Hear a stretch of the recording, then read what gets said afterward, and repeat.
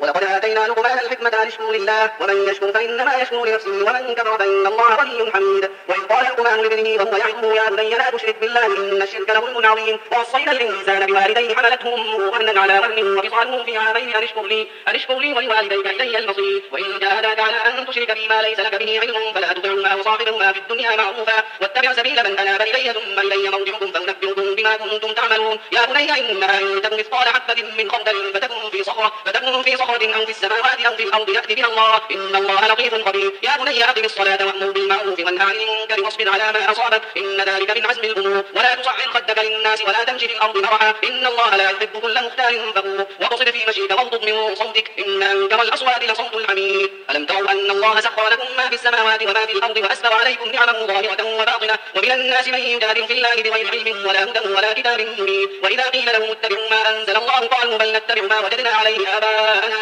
أولو كان الشيطان يدعوهم إلى عذاب السعير. ومن يسلم وجهه إلى الله وهو محسن فقد استمسك بالعروة الوثقى وإلى الله عاقبة الأمور. ومن كفر فلا يحزنك كفره إلينا مرجعهم فننبئهم بما عملوا إن الله عليم بذات الصدور. نمتعهم قليلا ثم نضطرهم إلى عذاب غليظ ولئن سألتهم من خلق السماوات والأرض ليقولن الله قل الحمد لله بل أكثرهم لا يعلمون. لله ما في السماوات والأرض إن الله هو الغني الحميد. ولو أن ما في الأرض من شجرة أقلام والبحر يمده من بعده سبعة أبحر ما نفدت كلمات الله إن الله عزيز حكيم. ما خلقكم ولا بعثكم إلا كنفس واحدة إن الله سميع بصير. ألم تر أن الله يولد الليل في النهار ويولد النهار في الليل وسخر الشمس والقمر كل يجري إلى أجل مسمى وأن الله بما تعملون خبير. ذلك بأن الله هو الحق وأن ما يدعون من دونه الباطل وأن الله هو العلي الكبير. ألم تر أن الفلك تجري في البحر بنعمة الله ليريكم من آياته إن في ذلك لآيات لكل صبار شكور. وإذا غشيهم موج كالظلل دعوا الله مخلصين له الدين فلما نجاهم إلى البر فمنهم مقتصد وما يجحد بآياتنا إلا كل ختار كفور. يا أيها الناس اتقوا ربكم واخشوا يوما لا يجزي والد عن ولده ولا مولود هو جاز عن والده شيئا إن وعد الله حق فلا تغرنكم الحياة الدنيا ولا يغرنكم بالله الغرور. إن الله عنده علم الساعة وينزل الغيث ويعلم ما في الأرحام وما تدري نفس ماذا تكسب غدا وما تدري نفس بأي أرض تموت إن الله عليم خبير. بسم الله الرحمن الرحيم. ألف لام ميم. تنزيل الكتاب لا ريب فيه من رب العالمين. أم يقولون افتراه بل هو الحق من ربك لتنذر قوما ما أتاهم من نذير من قبلك لعلهم يهتدون. الله الذي خلق السماوات والأرض وما بينهما في 6 أيام ثم استوى على العرش ما لكم من دونه من ولي ولا شفيع أفلا تتذكرون. يدبر الأمر من السماء إلى الأرض ثم يعرج إليه في يوم كان مقداره 1000 سنة مما تعدون. ذلك عالم الغيب والشهادة العزيز الرحيم الذي أحسن كل شيء خلقه فبدأ خلق الإنسان من طين ثم جعل نسله من سلالة من ماء مهين ثم سواه ونفخ فيه من روحه وجعل لكم السمع والأبصار والأفئدة قليلا ما تشكرون. وقالوا أئذا ضللنا في الأرض أئنا لفي خلق جديد بل هم بلقاء ربهم كافرون. قل يتوفاكم ملك الموت الذي وكل بكم ثم إلى ربكم ترجعون. ولو ترى إذ المجرمون ناكسوا رؤوسهم عند ربهم ربنا أبصرنا وسمعنا فارجعنا نعمل صالحا إنا موقنون. ولو شئنا لآتينا كل نفس هداها ولكن حق القول مني لأملأن جهنم من الجنة والناس أجمعين فذوقوا بما نسيتم لقاء يومكم هذا إنا نسيناكم وذوقوا عذاب الخلد بما كنتم تعملون. إنما يؤمن بآياتنا الذين إذا ذكروا بها خروا سجدا وسبحوا بحمد ربهم وهم لا يستكبرون. تتجافى جنوبهم عن المضاجع يدعون ربهم خوفا وطمعا ومما رزقناهم ينفقون. فلا تعلم نفس ما أخفي لهم من قرة أعين جزاء بما كانوا يعملون. أفمن كان مؤمنا كمن كان فاسقا لا يستوون. أما الذين آمنوا وعملوا الصالحات فلهم جنات المأوى نزلا بما كانوا يعملون. وأما الذين فسقوا فمأواهم النار كلما أرادوا أن يخرجوا منها أعيدوا فيها وقيل لهم ذوقوا عذاب النار الذي كنتم به تكذبون. ولنذيقنهم من العذاب الأدنى دون العذاب الأكبر لعلهم يرجعون. ومن أظلم ممن ذكر بآيات ربه ثم أعرض عنها إنا من المجرمين منتقمون. ولقد آتينا موسى الكتاب فلا تكن في مرية من لقائه وجعلناه هدى لبني إسرائيل وجعلنا منهم أئمة يهدون بأمرنا لما صبروا وكانوا بآياتنا يوقنون. إن ربك هو يفصل بينهم يوم القيامة فيما كانوا فيه يختلفون. أولم يهد لهم كم أهلكنا من قبلهم من القرون يمشون في مساكنهم إن في ذلك لآيات أفلا يسمعون. أولم يروا أنا نسوق الماء إلى الأرض الجرز فنخرج به زرعا تأكل منه أنعامهم وأنفسهم أفلا يبصرون. ويقولون متى هذا الفتح إن كنتم صادقين قل يوم الفتح لا ينفع الذين كفروا إيمانهم ولا هم ينظرون. فأعرض عنهم وانتظر إنهم منتظرون.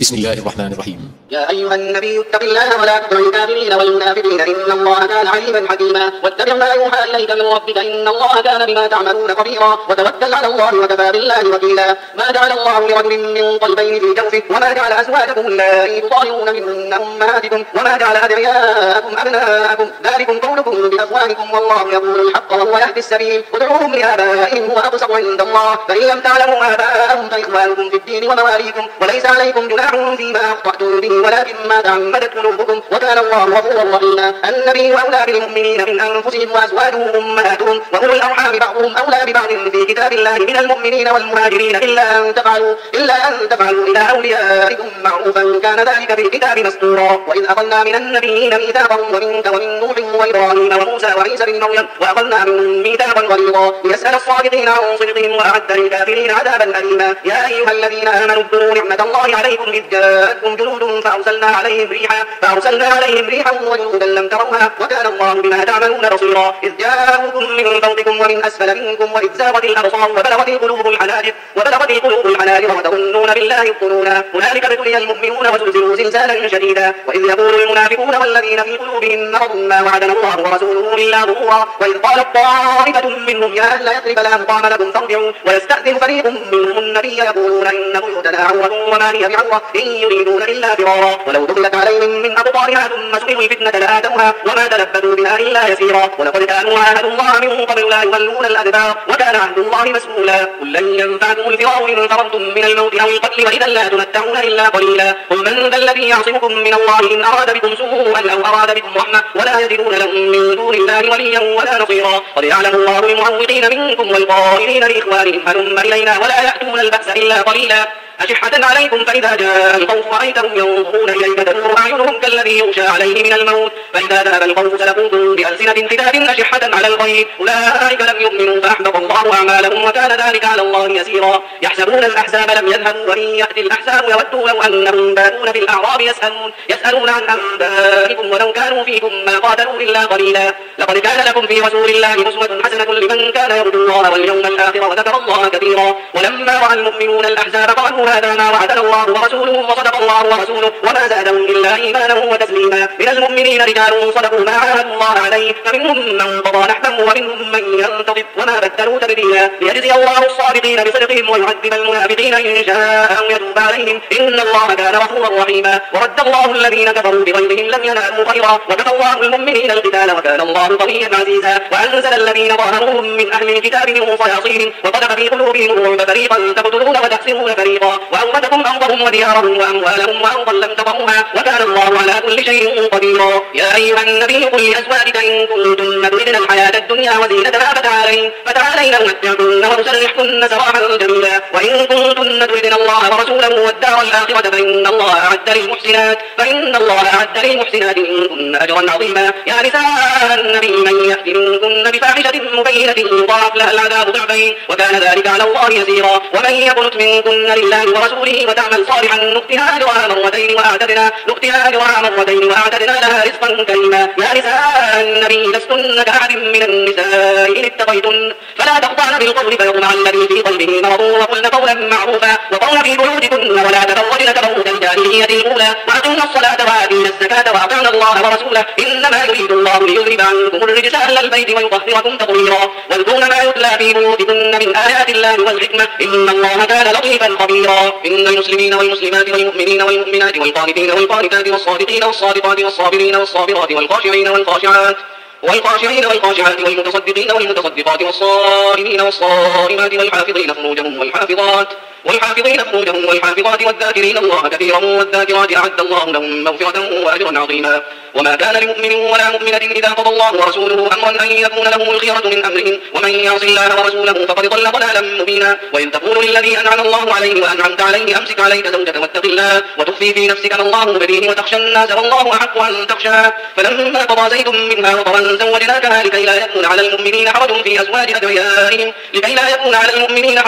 أزواج أدعيائهم إذا قضوا منهن وطرا وكان أمر الله مفعولا. ما كان على النبي من حرج فيما فرض الله له سنة الله الله في الذين خلوا من قبل وكان أمر الله قدرا مقدورا الذين يبلغون رسالات الله ويخشونه ولا يخشون أحدا إلا الله وكفى بالله حسيبا ما كان محمد أبا أحد من رجالكم ولكن رسول الله وخاتم النبيين وكان الله بكل شيء عليما يا أيها الذين آمنوا اذكروا الله ذكرا كثيرا وسبحوه بكرة وأصيلا هو الذي يصلي عليكم وملائكته ليخرجكم من الظلمات إلى النور وكان بالمؤمنين رحيما تحيتهم يوم يلقونه سلام وأعد لهم أجرا كريما يا أيها النبي إنا أرسلناك شاهدا ومبشرا ونذيرا وداعيا إلى الله بإذنه وسراجا منيرا وبشر المؤمنين بأن لهم من الله فضلا كبيرا ولا تطع الكافرين والمنافقين ودع أذاهم وتوكل على الله وكفى بالله وكيلا يا أيها الذين آمنوا إذا نكحتم المؤمنات ثم طلقتموهن من قبل أن تمسوهن فما لكم عليهن من عدة تعتدونها فمتعوهن وسرحوهن سراحا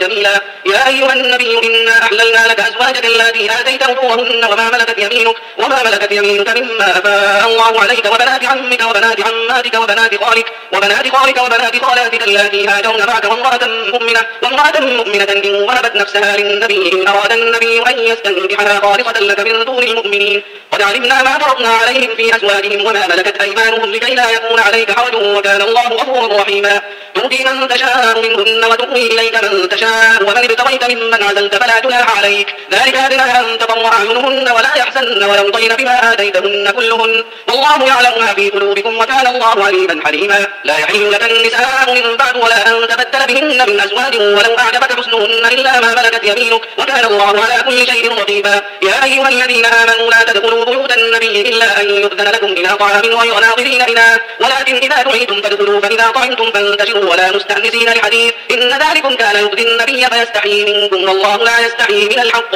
وإذا سألتموهن متاعا فاسألوهن من وراء حجاب ذلكم أطهر لقلوبكم وقلوبهن وما كان لكم أن تؤذوا رسول الله ولا أن تنكحوا أزواجه من بعده أبدا إن ذلكم كان عند الله عظيما إن تبدوا شيئا أو تخفوه فإن الله كان بكل شيء عليما لا جناح عليهن في آبائهن ولا أبنائهن ولا إخوانهن ولا أبناء إخوانهن ولا أبناء أخواتهن ولا نسائهن ولا ما ملكت أيمانهن واتقين الله إن الله كان على كل شيء شهيدا إن الله وملائكته يصلون على النبي يا أيها الذين آمنوا صلوا عليه وسلموا تسليما إن الذين يؤذون الله ورسوله لعنهم الله في الدنيا والآخرة وأعد لهم عذابا مهينا والذين يؤذون المؤمنين والمؤمنات بغير ما اكتسبوا فقد احتملوا بهتانا وإثما مبينا يا أيها النبي قل لأزواجك وبناتك ونساء المؤمنين يدنين عليهن من جلابيبهن ذلك أدنى أن يعرفن فلا يؤذين وكان الله غفورا رحيما لئن لم ينته المنافقون والذين في قلوبهم مرض والمرجفون في المدينة لنغرينك بهم ثم لا يجاورونك فيها إلا قليلا ملعونين أينما تقفوا أخذوا وقتلوا تقتيلا سنة الله في الذين خلوا من قبل ولن تجد لسنة الله تبديلا يسألك الناس عن الساعة قل إنما علمها عند الله وما يدريك لعل الساعة تكون قريبا إن الله لعن الكافرين وأعد لهم سعيرا خالدين فيها أبدا لا يجدون وليا ولا نصيرا يوم تقلب وجوههم في النار يقولون يا ليتنا أطعنا الله وأطعنا الرسول وقالوا ربنا إنا أطعنا سادتنا وكبراءنا فأضلونا السبيلا ربنا آتهم ضعفين من العذاب والعنهم لعنا كبيرا يا أيها الذين آمنوا لا تكونوا كالذين آذوا موسى فبرأه الله مما قالوا وكان عند الله وجيها يا أيها الذين آمنوا اتقوا الله وقولوا قولا سديدا يصلح لكم أعمالكم ويغفر لكم ذنوبكم ومن يطع الله ورسوله فقد فاز فوزا عظيما إنا عرضنا الأمانة على السماوات والأرض والجبال فأبين أن يحملنها وأشفقن منها وحملها الإنسان إنه كان ظلوما جهولا ليعذب الله المنافقين والمنافقات والمشركين والمشركات ويتوب الله على المؤمنين والمؤمنات وكان الله غفورا رحيما.